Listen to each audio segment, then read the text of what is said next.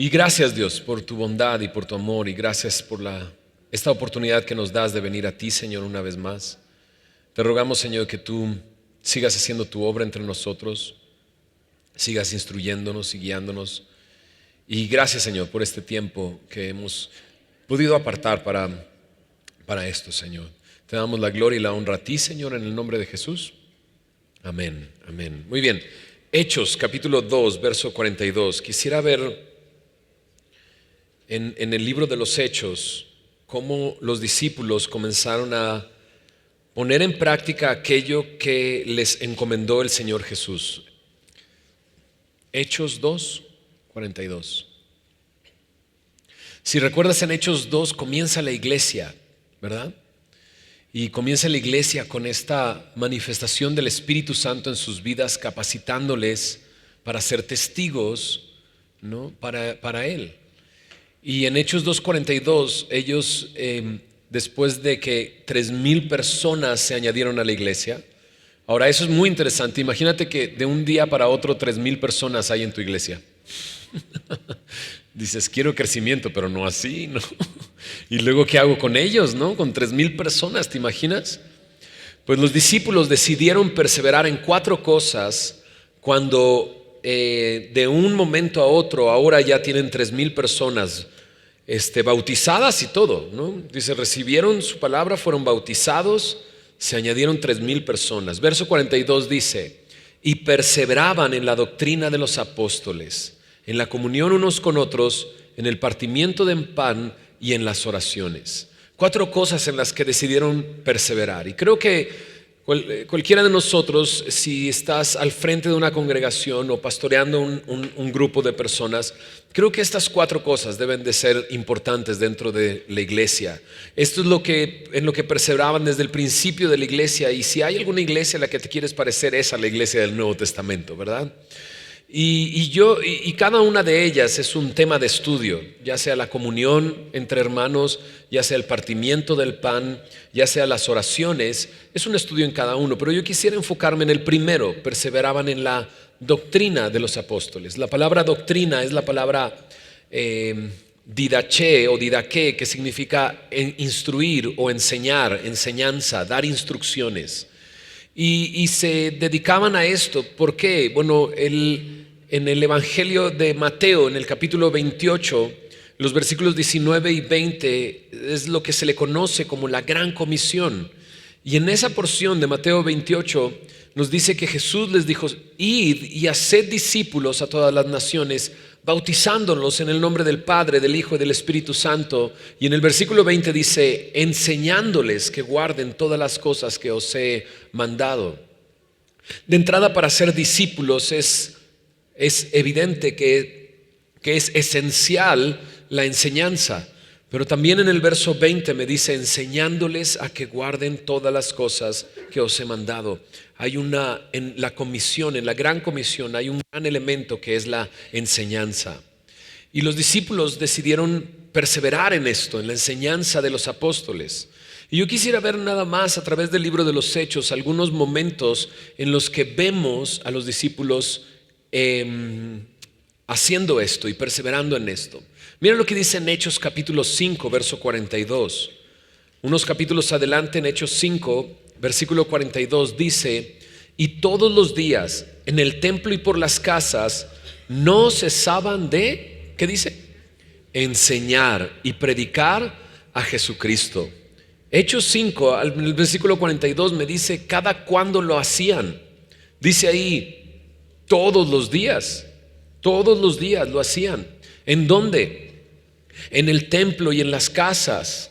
Y dice ahí, no cesaban. Y me encanta esto porque es como si dijeran, no renunciaban a esto, no paraban, nada los detenía.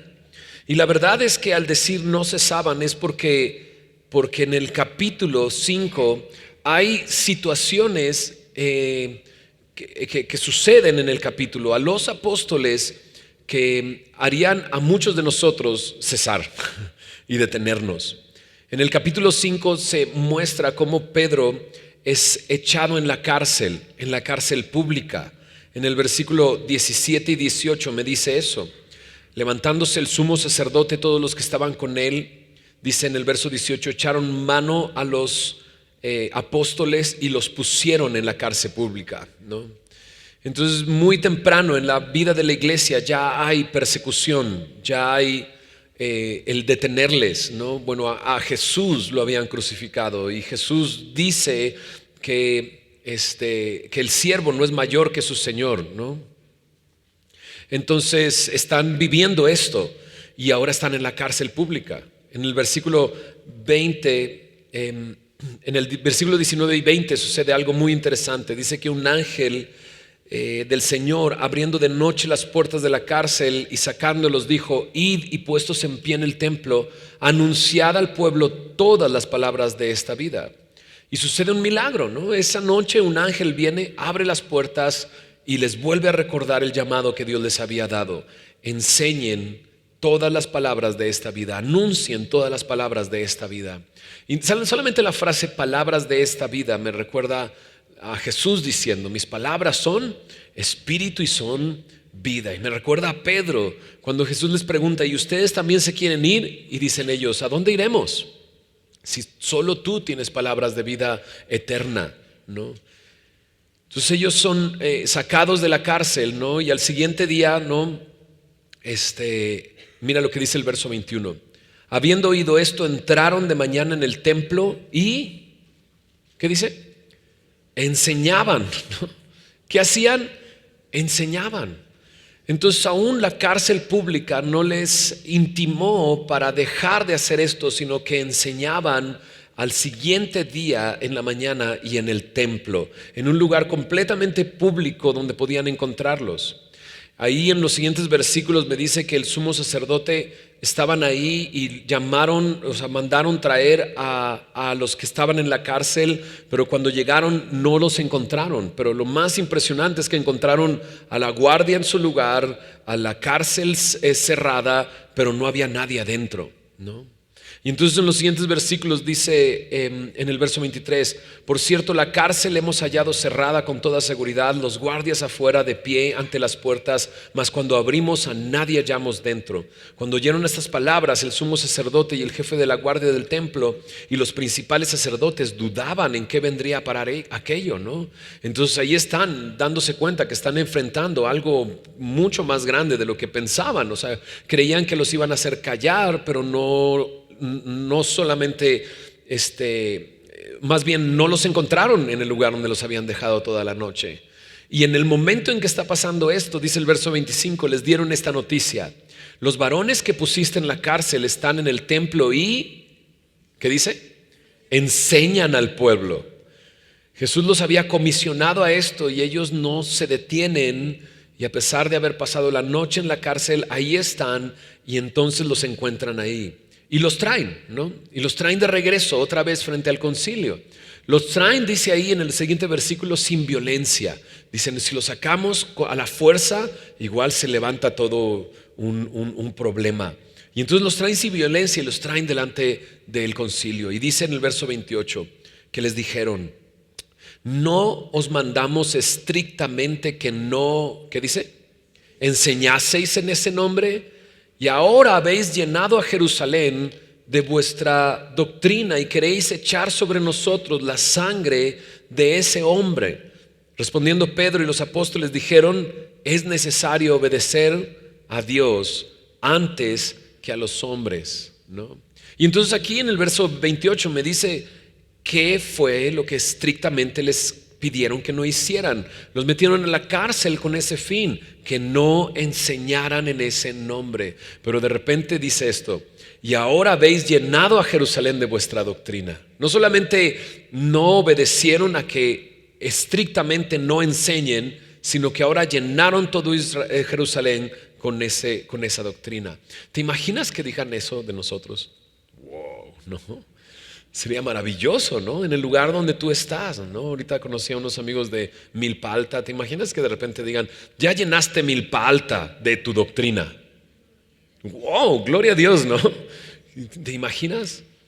Entonces ahí están y ellos perseveran en la enseñanza, perseveran en esto, y ahora son llamados de nuevo y los tienen delante Y Pedro, ¿no?, y los apóstoles le responden así: es necesario obedecer a Dios antes que a los hombres. Jesús nos pidió que enseñáramos, que predicáramos, que hiciéramos discípulos. Nada nos va a detener, ¿no? Y entonces ahí continúan hablando acerca de Jesús como el príncipe y salvador, y ellos, oyendo, se enfurecían, querían matarlos. Los siguientes versículos dice que llegó Gamaliel y empieza a hablar con ellos y les dice: a ver, ¿qué está pasando, no? Todo esto que está sucediendo, porque había un hombre que se levantó y tenía 400 hombres, pero luego se murió, y los que lo seguían se dispersaron y listo, pero no sabemos realmente qué es esto, ¿no? Y si es de Dios, no lo vas a poder destruir, ¿no? Y entonces toman una decisión, y en el verso 40 nos dice que convinieron con él, con Gamaliel, llamando a los apóstoles, después de azotarlos, les intimaron que no, ¿qué dice?, hablasen en el nombre de Jesús, y los pusieron en libertad. Entonces fueron azotados y fueron amenazados: no hables más en el nombre de Jesús. ¿Qué hicieron ellos?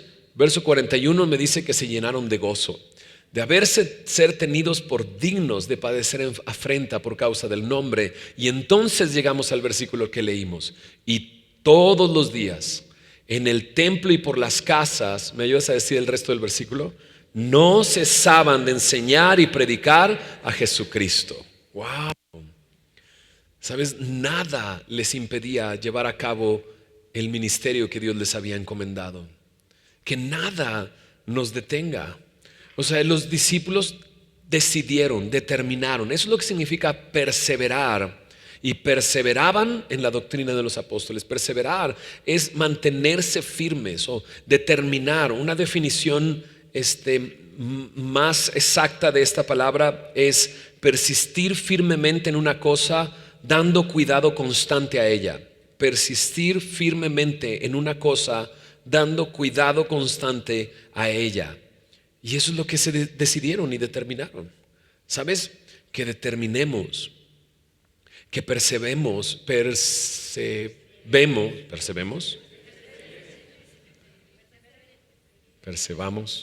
Pues eso. Ok, que determinemos mantenernos firmes en enseñar la palabra de Dios. Que nada nos lo impida, ¿no? Porque aquí están estos hombres siendo encarcelados, siendo azotados, siendo amenazados, pero salen de ahí con gozo y perseveran todos los días en la enseñanza de la palabra. Y más, son acusados de llenar con esa doctrina todo Jerusalén. ¿Sabes? Si nos acusan de algo, que nos acusen de eso. De que hemos llenado de la enseñanza de la palabra, del nombre de Jesucristo, el lugar en donde estamos, ¿no? Qué increíble. Perseveremos en esto. No cesaban, ¿verdad? Y déjame observar un poco, no sé si nos da tiempo, observar un poco a Pablo, ¿no? Cómo él tenía este mismo anhelo y deseo y esta misma determinación, ¿no? Pablo, tú sabes, es Saulo de Tarso. En Hechos 9 tiene un encuentro con el Señor Jesús que transforma su vida. Su transformación es tan radical que los que seguían al Señor dudaban y decían: no, nos persigue, ¿no? Los que y los demás estaban asustados porque dicen: que venía a perseguir ahora predica el nombre de Jesucristo, ¿no? Entonces hay un cambio radical muy fuerte en su vida. Pero él, a través de las cartas que él envía, él habla acerca del ministerio que Dios le ha llamado a hacer. Por ejemplo, en Colosenses capítulo 1, él expresa lo que ha sucedido en su vida. Colosenses 1, en el versículo 25 dice: de la cual fui hecho ministro. Y el versículo anterior me habla de la iglesia. Él ha sido hecho ministro de la iglesia según la administración de Dios que me fue dada para con vosotros. Y dice: para que anuncie cumplidamente, ¿qué cosa? La palabra de Dios. Entonces Pablo tiene esta certeza y esta seguridad. Dios me ha llamado a esto. He sido hecho un ministro de la iglesia para esto, para anunciar la palabra de Dios. Es más, en el libro de Gálatas, él habla de cómo fue apartado desde el vientre de su madre, pero que en el momento correcto Dios le reveló a su hijo en su vida, reveló a su hijo a él, ¿no? Gálatas capítulo 1. Y de repente dice esto en el versículo 16, para que yo le predicase entre los gentiles. O sea, desde el vientre de mi madre Dios me apartó, pero hasta este momento llegó el momento en el que se reveló a mi vida para esto, para predicarle a los gentiles. Fui hecho un ministro para anunciar cumplidamente la palabra de Dios. Pablo puede ver eso como un propósito en su vida, anunciar la palabra y enseñar la palabra. Y lo ves en Hechos capítulo, en varias porciones del libro de los Hechos, ves a Pablo en Antioquía enseñando junto con Bernabé. Y mira lo que dice en Hechos capítulo 11, versículo 26. Hechos 11, 26 dice: se congregaron allí todo un año con la iglesia en Antioquía y enseñaron a mucha gente. Luego los siguientes capítulos me narra el viaje de misionero de Pablo junto con Bernabé. En el capítulo 13 son enviados por su iglesia y en el capítulo 15, Hechos 15, en el verso 35, regresan a Antioquía. ¿Qué hacen? Pablo y Bernabé continuaron en Antioquía. ¿Qué dice ahí? Enseñando la palabra del Señor y anunciando el evangelio con otros muchos. Estaba enteramente entregado a la predicación y a la enseñanza de la palabra. Eso es lo que me dice en Hechos. Y lo ves en Corinto y está enseñando. Y tenía la escuela de Esdras. ¿Esdras por cuánto tiempo enseñó? 6 horas, ¿no? Pablo agarraba y enseñaba y se la pasaba toda la noche enseñando, que hasta se le caían y se le morían las personas. ¿Y te acuerdas de esa historia? Se le cae desde quién sabe qué altura, cae muerto. Pablo va, ora por él, lo levanta, ¿no? Y apenas está así como despertando de nuevo el cuate. ¿Y qué hace? Vamos a seguir enseñando, vamos a terminar el estudio, ¿no? Pablo estaba entregado a la enseñanza de la palabra. Y déjame terminar con esto. Y tiene algo que decir acerca de esto. Cuando le habla a Timoteo, él insiste una y otra vez alrededor de este tema, la enseñanza de la palabra. Por ejemplo, en Primera de Timoteo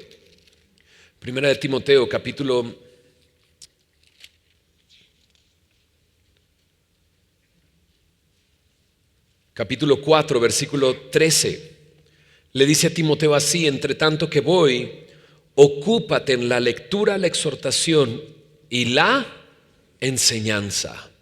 Entonces, cuando Pablo le está hablando a Timoteo, este joven pastor que había dejado en Éfeso, y le escribe esta carta para que sepa cómo conducirse en la iglesia de Dios, que es columna y baluarte de la verdad, le dice: entre tanto que voy, ocúpate.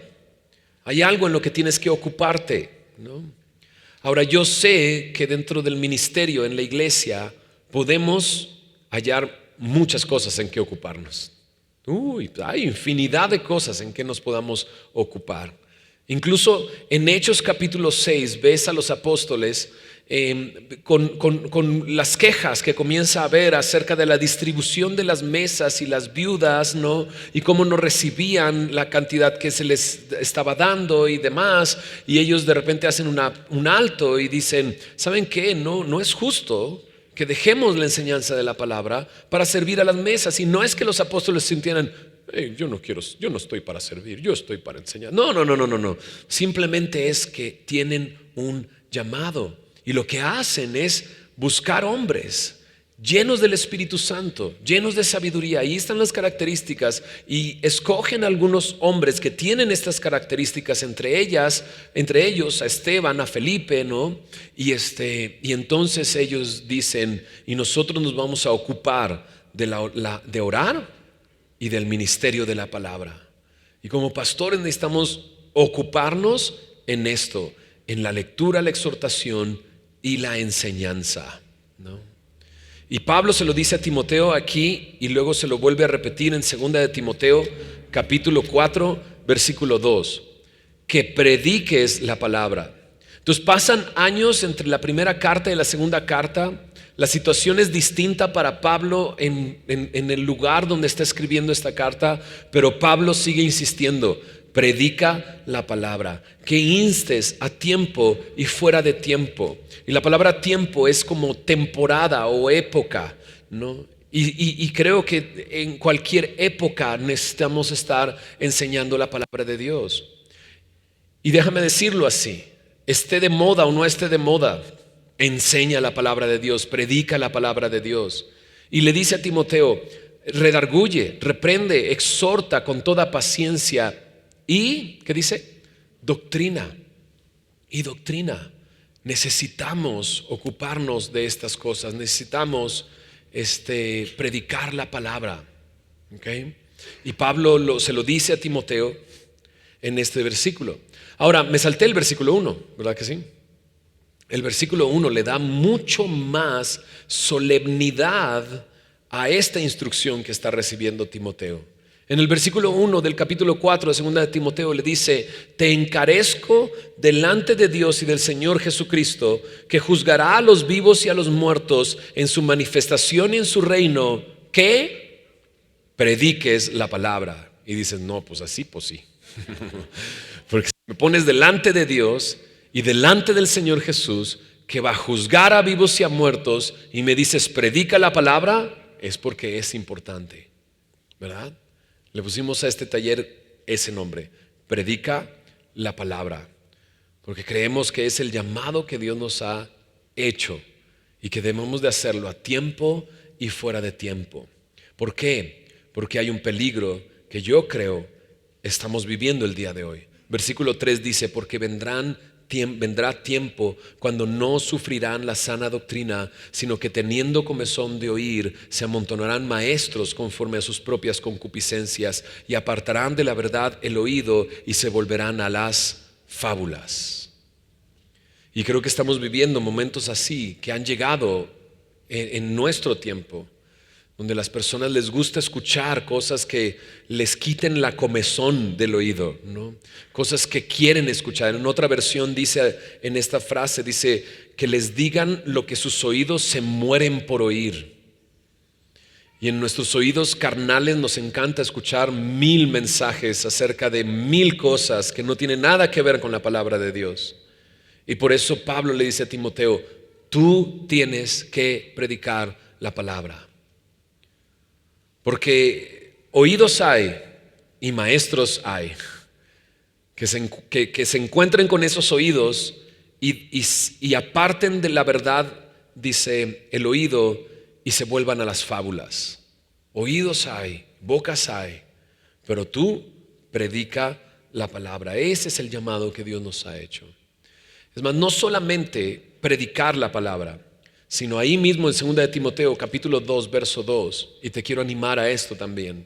Dice: lo que has oído de mí, dice Pablo a Timoteo, ante muchos testigos, esto encarga a hombres fieles que sean idóneos para enseñar también a otros. No solamente necesitamos predicar la palabra, sino instruir a una nueva generación que puedan enseñar la palabra de Dios, que sean aptos y sean idóneos para esto, para la enseñanza de la palabra. No solamente necesitamos predicar la palabra, sino reproducirnos en otros hombres que también puedan enseñar la palabra, ¿no? Y ese es el llamado que Dios nos ha hecho, a perseverar en la enseñanza de la palabra. Que nada nos detenga, que perseveremos en esto. Muchos nos desanimamos, ¿no? Y por eso creo que enseñar la palabra de Dios verso a verso, capítulo a capítulo, me puede dar un programa que yo puedo continuar y seguir, ¿no? Porque yo no sé, pero yo soy feliz de enseñar verso a verso, porque yo ya sé que voy a enseñar el próximo domingo desde el domingo anterior. Y me quita el estrés de pensar el viernes así de, híjole, ¿y qué voy a enseñar, no? Y el sábado, uy, Señor, Dame un mensaje, porque ¿qué voy a decir? No, sabes que desde el mismo domingo, cuando termino de enseñar, llego a mi casa después de pasar un tiempo con mi familia, yo ya puedo leer lo que sigue el próximo domingo y comenzar a estudiarlo, ¿no? Y así perseverar en la palabra, y así continuar enseñando la palabra de Dios. Y a veces nos desanimamos y buscamos un mensaje aquí o allá, ¿no? Y a veces estamos tan presionados que ni siquiera nos sentamos a analizar si es bíblico o no es bíblico. Nada más lo transmitimos, cuando en realidad es nuestra tarea, como Esdras, preparar nuestro corazón, inquirir en la ley, cumplirla y enseñarla, vivir la palabra de Dios y enseñarla. Y a veces nos detenemos porque pensamos y decimos, bueno, pero es que esa forma de enseñar la palabra igual va a aburrir a las personas, ¿no? Y déjame hacerte una pregunta, sé que me estoy arriesgando, pero ahorita vimos Nehemías 8 verso a verso. ¿Te aburriste? No, espero que no, así. Y uno levanta la mano, yo sí. Pero pensamos, se van a aburrir, ¿no? Porque es sola la Biblia. No, no, no, no. No se van a aburrir. Si tú haces bien tu trabajo, créeme, no se van a aburrir, ¿no? De repente yo escuché esto, ¿no? Cuando ves a un pastor y está enseñando la palabra, ¿no? Y pareciera que le da vida al texto, ¿no? Y dices, wow, ¿y cómo quisiera hacer eso? Porque le da de cuenta que está trayendo vida al texto. Pero, ¿sabes? No es tu trabajo darle vida al texto. La Biblia de sí misma dice que la palabra de Dios es viva y es eficaz. Está viva y da vida. Preparémonos bien para hacer esta labor de predicar la palabra. A veces también nos detenemos porque decimos, bueno, no estoy acostumbrado a hacerlo, ¿no? Sabes, a las cosas buenas uno se acostumbra bien fácil. Y esto es algo bueno, ¿no? No importa que no estés acostumbrado a hacerlo, comienza a hacerlo poco a poco y invierte tu tiempo estudiando y preparándote y Dios va a hacer la obra. O incluso podríamos decir, bueno, no es lo de hoy, ¿no? El día de hoy son mensajes nada profundos, dinámicos, porque la gente y los nuevos que llegan y bla, bla, bla, no. Dios quiere que profundicemos. Bien le dice Pablo a Timoteo, redarguye, reprende, exhorta con toda paciencia y doctrina. Es nuestra tarea, es nuestra labor, ir en lo profundo y presentar la palabra de Dios y llevar a la gente a la palabra y a Cristo, ¿verdad? Ahora, dice ahí en 2 de Timoteo 4, porque vendrán estos hombres, ¿no? Se amontonarán estos maestros, apartarán de la verdad al oído y se volverán a las fábulas, ¿no? Y esto es lo que vemos como algo común el día de hoy. Y tenemos que tener cuidado. Mira lo que dice Pablo a los hermanos de Éfeso en Hechos capítulo 20, ¿no? Dice, yo sé que después de mi partida entrarán en medio de vosotros lobos rapaces que no perdonarán al rebaño. Y de vosotros mismos se levantarán hombres que hablen cosas perversas para arrastrar tras sí a los discípulos. O sea, hay lobos rapaces en medio de la iglesia que están arrastrando discípulos para que los sigan a ellos, ¿no? Y nuestra tarea es poder presentar el evangelio para que sigan a Jesucristo, no a nosotros, porque no se trata de nosotros, se trata del Señor. Pero ya hay entre nosotros muchos que los están arrastrando para que los sigan a ellos nada más. Y es nuestra tarea poder alimentar, apacentar, pastorear, enseñar, reprender, redarguir, exhortar con toda paciencia y doctrina, predicar la palabra de Dios. Ya nos pusieron delante de la cara de Dios, ¿verdad? Predica la palabra. Muy bien, vamos a orar y terminar con esta pequeña enseñanza y abrir un tiempo, si es necesario, de responder algunas preguntas. Y subimos al pastor. Ibert, ¿estás por acá para responder las preguntas? Sí. Sí está por ahí, sí lo vi. Acá está Ibert, muy bien. ¿Puedes contestar las preguntas? No. ¿Oramos? Señor, gracias por ser tan fiel. Gracias por esta oportunidad que nos da meditar en tu palabra, Señor, y Señor, ver a los discípulos así, perseverando en la enseñanza de tu palabra, en tiempos difíciles, en tiempos muy complicados, Señor. No estamos viviendo esos tiempos, Señor. Pero muchos están siendo desviados a enseñar como verdad fábulas, Señor, que no edifican y que no hacen crecer y que no transforman la vida de las personas, Señor. Y tú nos has hecho un llamado, Señor, a predicar tu palabra, Señor. Permítenos llevarlo a cabo, Señor. Señor, permítenos determinar y mantenernos firmes en el llamado que nos has hecho, Señor. Que así como Pablo podamos tener esta certeza completa de que nos has llamado a este ministerio, Señor, y poder perseverar en él, Señor. Gracias, Señor, por tu palabra y gracias por este tiempo juntos, Señor. Te damos la gloria y la honra a ti. En el nombre de Jesús. Amén.